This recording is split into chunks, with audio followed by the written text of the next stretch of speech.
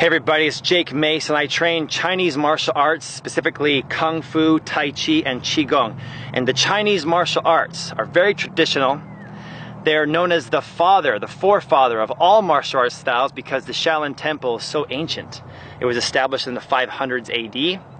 And if you guys click on the screen right now on this video, you'll see where my man Nathan and I did 3 street fighting techniques from Chin Na that are great for beginners to learn to protect themselves against various situations on the street. So I wanted to show you guys 3 more street fighting techniques in this video that are found in the Kung Fu animal styles.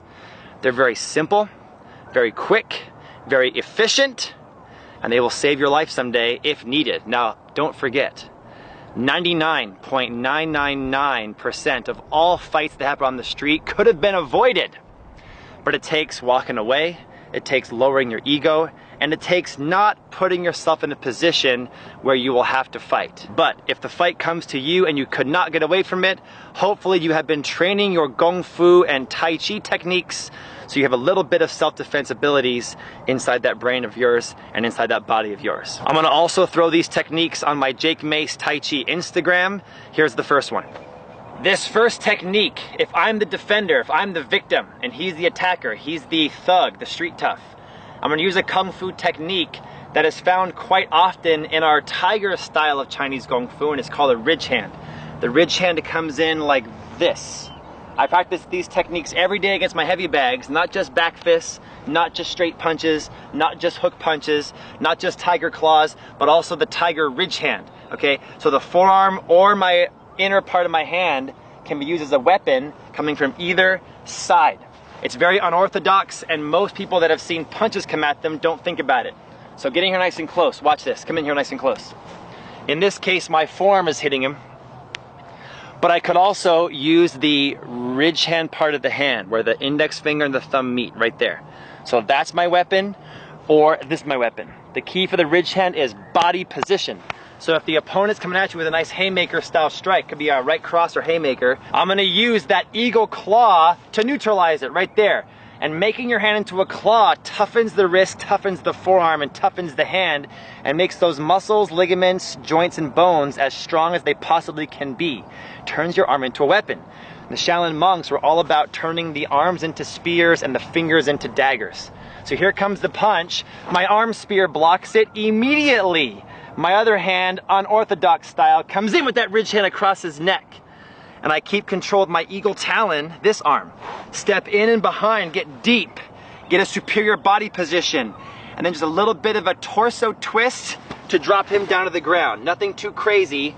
We don't gotta be full-on judo players, just a little twist is all it takes if your body position is correct. Again, the attack comes in, eagle claw neutralized, immediately, ridge hand like tiger.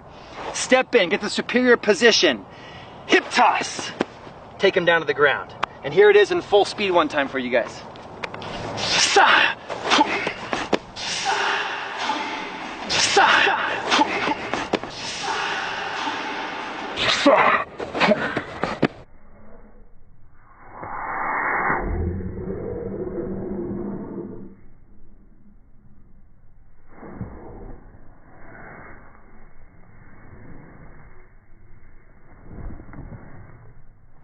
If I'm gonna throw a punch, I wanna throw from a good sparring position and then have a nice chambered defense that leads me into a solid punch right inside like this. When I'm shooting a gun, I wanna cock it back, boom, and then fire it. So chambering the stance or chambering the gun is very important, and with kicks, we have to chamber our kicks. So the second technique for these street fighting techniques from Animal Kung Fu comes out of our bird system. One of the most common kicks found in bird style Kung Fu is the push kick or thrusting kick. And so when the opponent is expecting a snap kick to the groin or a snap kick to the chin, they're not expecting a kick that chambers the knee first in a high position and then doesn't come up but instead goes forward and pushes him back, creating distance, separation, and also compression in the torso, which can knock them out by making them lose their wind. Okay, here we go again. They're getting ready to hit you. We're going to chamber that leg up and then push kick in and create separation and blow that partner back. And Nathan will tell you, anybody who's a professional Muay Thai fighter or kickboxer will tell you the push kick is not to be underestimated. It is a very powerful kick found in several different styles of martial arts, including bird style kung fu.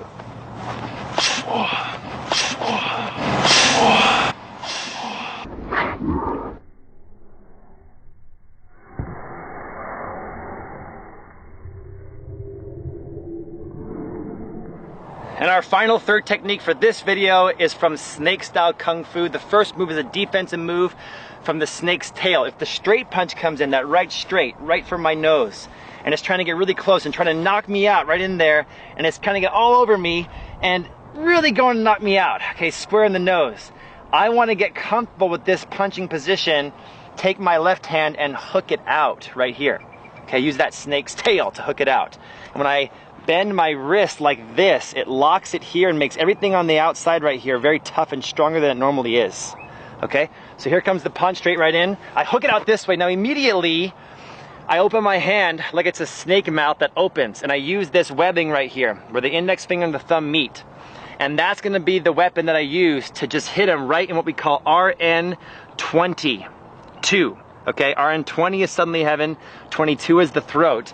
And we're going to nail that pressure point right there. We could definitely cause knockout here because we can hit him in the neck so hard that he can still breathe, but his brain gets shaken to where he's knocked out. So very dangerous, so be careful with these techniques. Here it comes again. Snake's tail hooks out, snake's mouth strikes into the jaw, and then he immediately grabs on, and we control him with the arm and neck, kind of like the first one. But this one, instead of a hip toss, simple back sweep and let him fall, that creates distance, and I'm gone.